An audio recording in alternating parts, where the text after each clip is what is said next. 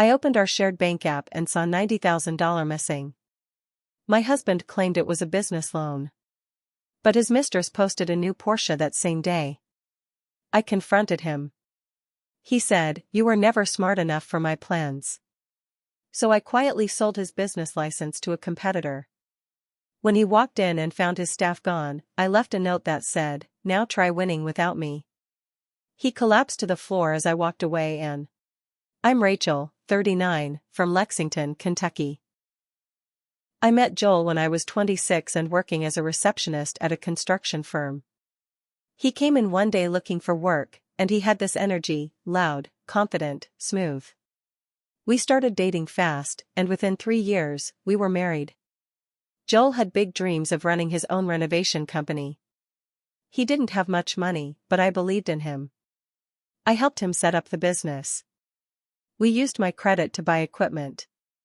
I handled the books, taxes, employee records. I taught myself QuickBooks and how to file permits just to help him.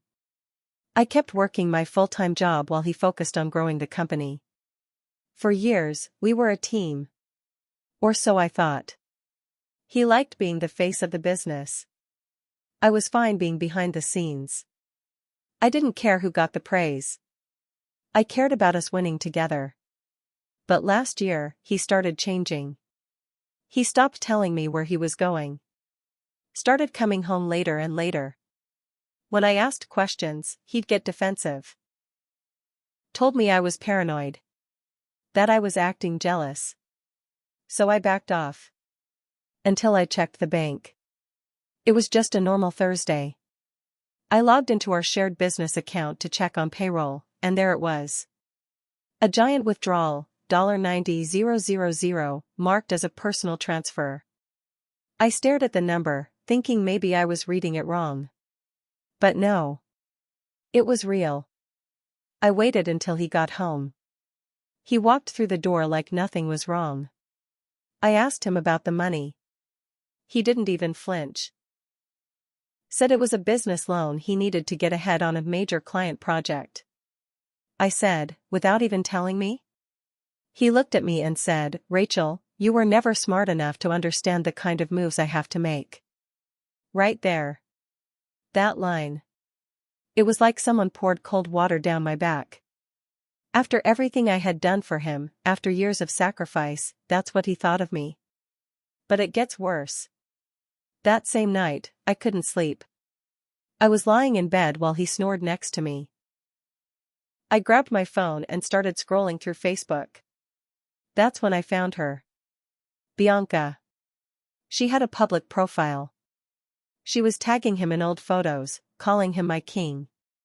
And that same day, she had posted a picture of a brand new Porsche, standing next to it in a tight red dress, blowing kisses at the camera. Her caption said, "When your man says yes to your dream car, kiss mark, #spoiledAF." I didn't cry. I didn't scream. I just got quiet. I felt this calm come over me. That kind of calm where you know the storm is about to hit, and you're the one making it. So I made a plan. I knew every single detail about Joel's business, where the licenses were filed, who the vendors were, how payroll was processed. I also knew that the one thing Joel valued more than anything was status. Not money. Not even me. Just status. He always bragged about how he was the only licensed home renovator in our area with 5-star Yelp reviews and a steady client base. He treated his employees like they were his little army. And I knew the one company he feared, Wyatt Renovations. They'd been trying to buy him out for years, but Joel always refused. Said they'd kill his legacy. So I reached out to Wyatt myself. Set up a quiet meeting. Told them I wasn't looking for money. Just wanted to transfer ownership of the business license, the vendor accounts, and, most importantly, the trained crew. Wyatt's owner, Clint, shook my hand the next day. He said, "You must really want him gone." I said, "I do." I legally sold the business license, since it was technically in both our names. He made that mistake years ago when he needed me to co-sign. I moved the vendor contracts, the employee contracts, and even the domain for his website. Gone. All in a matter of days. The morning he walked into the office, I was already there. Alone. No staff. No phones ringing. No emails coming in. He looked around, confused. Then I handed him a manila envelope. Inside was a note, "Now try winning without me." He looked up at me, eyes wide. Then he collapsed, literally hit his knees on the floor. Just sat there staring at the empty office like he couldn't believe it. I didn't say a word. I walked past him, heels clicking on the concrete, and left him there in the mess he made. I thought that would be the end of it. I thought I'd walk away clean, free, with him sitting in the wreckage he made. But of course, men like Joel don't take loss quietly. 3 days after I walked out, I got a call from a blocked number. I let it go to voicemail. Later, I listened. It was Joel. "You think this is over?" he said. "You think you can just burn everything down and walk away? You made a mistake, Rachel. You'll see." I saved the message. Sent a copy to my lawyer just in case. Then I blocked the number. But Joel didn't stop there. That week, he showed up at my sister's house, where I'd been staying. He stood outside, shouting my name like a crazy person. My sister, Shelby, called the cops. He left before they arrived. After that, I got a letter from his lawyer. He was suing me for theft of intellectual property. Said I stole his business and sabotaged his career. He wanted damages. $500,000 worth. I laughed out loud when I read it. But deep down, I was scared. Not because I thought he'd win, he didn't have a leg to stand on, but because it meant he wasn't going to let go. So I fought back. I hired my own lawyer. Her name was Liz, and she was mean in the best way. She tore his claims apart. Showed records of my involvement in the business. Emails he sent me thanking me for handling payroll. Invoices I'd signed. Vendor communications under my name. And then we found something else, something I hadn't even known about. While going through financial records for the case, Liz found 3 payments made to Bianca over the last year. Not for cars. Not for gifts. But labeled as consulting fees. Bianca had never worked a day in her life. Joel had been funneling money from the business to her under fake contracts. That, Liz said, could qualify as fraud. Suddenly, the tone of his lawyer's emails changed. Fast. We countered with our own demand.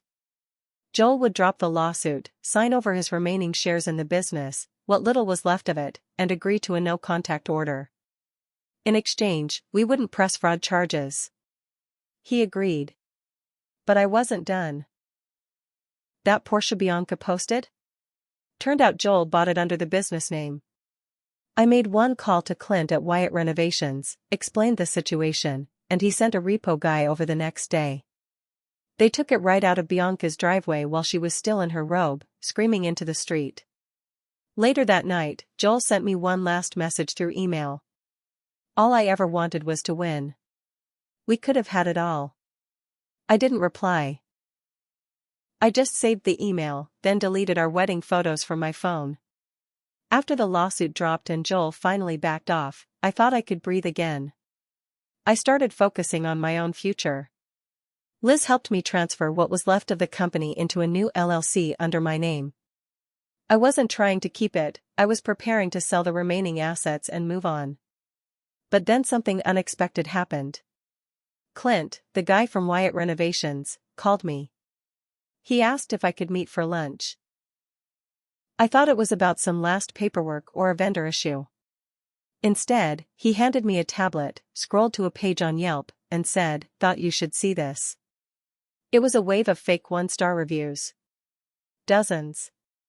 All posted within 2 days, all saying nearly the same thing: Rachel is a liar, she stole from her husband, don't trust this company, they screw over families. They were attacking me. Not just the business, but me personally. Some even mentioned my sister and my niece by name. Clint raised an eyebrow. You pissed off someone with a lot of time on their hands. I didn't even have to ask who.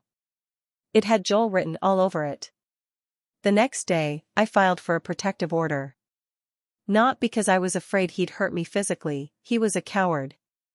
But because I needed it on record. I wanted everything documented. That same week, I got a message from one of Joel's old employees, Danny, a young guy I'd always looked out for. He said Joel had been trying to start a new company under a fake name. He was using his cousin as a front man and planning to undercut Wyatt renovations on local bids. I asked Danny for proof. He sent screenshots, emails, a mock-up of the new company website. The name was Blue Oak Construction. No license, no insurance. Just a burner operation trying to look legit. I didn't go to Clint this time. I went to the state licensing board. I submitted everything. His fake name, the fraudulent use of business permits, even a voice memo Danny secretly recorded where Joel admitted the new company was just a workaround till things cool off. They shut him down within a week. And just like that, Joel was blacklisted. Couldn't get a license in his own name or anyone else's. No insurance company would touch him.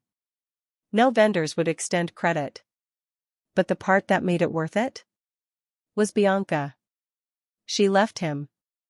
I only found out because she messaged me. Can you believe that? Her DM popped up one night, you were right. He's a liar and a coward. He hit me once, said I ruined his life. I'm sorry for what I did. I didn't know about you. I didn't answer. What was there to say? But I screenshotted the message. Just in case. That should have been the final nail, right? But Joel had one last move. One last desperate act. And it almost worked. It happened 2 months after Bianca left him. I was just starting to get my life back. I'd finalized the sale of the business assets and bought a small condo outside Lexington. Nothing flashy, just quiet. Peaceful. I was rebuilding. Then one night, I came home and saw my front door cracked open. I froze. My heart was in my throat. I hadn't left it like that. I hadn't forgotten to lock it. I stood there for a second, trying to listen. No sounds. No movement. I called 911 from the porch and waited in my car with the doors locked. When the police came, they cleared the place. No one was inside. But someone had definitely been there. My drawers were open. Photos were missing. Not valuables, just pictures. Wedding photos, mostly. And there was one thing sitting on my kitchen table. An old watch. Joel's watch. He used to wear it every day. It was a gift from his father. I hadn't seen it in over a year. He must have left it as some kind of message. The cops couldn't prove anything. No fingerprints, no camera footage. But I knew. I knew it was him. So I made one final move. I called Danny, the old employee. I told him I needed help. Just one more thing. Danny agreed to wear a wire. He met Joel at a bar and steered the conversation toward me, toward the business, toward what Joel wanted next. And Joel, drunk and bitter, spilled everything. He admitted to breaking into my condo. He admitted to trying to destroy my reputation. And he admitted to hiding nearly $50,000 in cash, left over from the business, inside a storage unit under a fake name.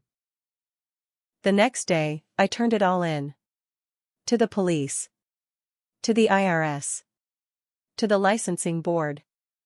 I gave them the recording, the storage address, everything. Joel was arrested 2 weeks later. Fraud. Tax evasion. Breaking and entering. He cried in court. Claimed he was set up by a vindictive ex, said I had ruined his future. But the judge didn't care. He got 3 years in prison. Not long, but enough. Enough to strip away the last bit of his pride. And me? I didn't walk away clean. I had changed. I wasn't the soft woman I used to be. I'd made cold decisions. I'd gone behind his back, lied, manipulated, struck deals in shadows. I'd turned into someone I'd barely recognized. But I'd do it all again. Because he underestimated me. Because he used me. Because he looked me in the eye and told me I wasn't smart enough. So when he was led out of the courtroom in cuffs, I stood up. I didn't look away. I wanted him to see me. The woman who ruined him. And I whispered to myself, just loud enough. I win.